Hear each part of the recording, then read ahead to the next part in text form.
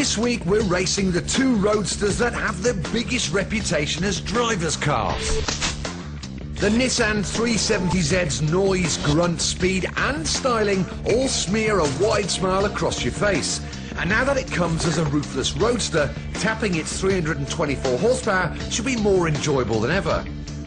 However, chopping the roof off has added nearly £2,000 to the price. In GT spec, it costs 33,200 quid.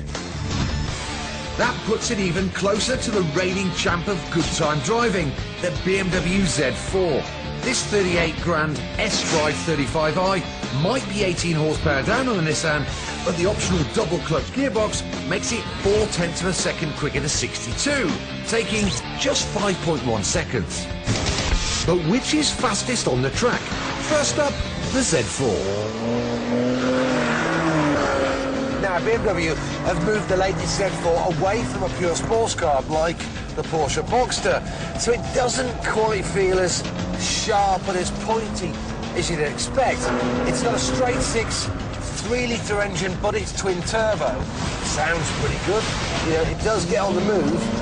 Not a great deal of lag, but it's got tons of understeer. It could do with a bit more front grip, and actually could do with a little bit less grip at the rear. It's a bit too safe, a bit too dumb. It's not as lively as the old Z4. It's not as fun to drive. Anyway, enough of that. Time for a quick lap. Ooh, come on. You've really got to pick your point correctly to get on the power, because if you get on it a little bit too early, you just end up pushing too wide. You can hear the understeer, can't you? You can hear the front tyres struggling. And the BMW Z4 crosses a rain-lashed finishing line in 1 minute 26.5 seconds. Time for a blast in the newer, cheaper contender. Now, this is my first ever drive of this Nissan 370Z, and first impressions, I like it. It's got great steering, really accurate, precise, no understeer. It kind of feels more brutish. More of a man's car on the BMW. It's a 3.7-litre V6. Chassis feels better.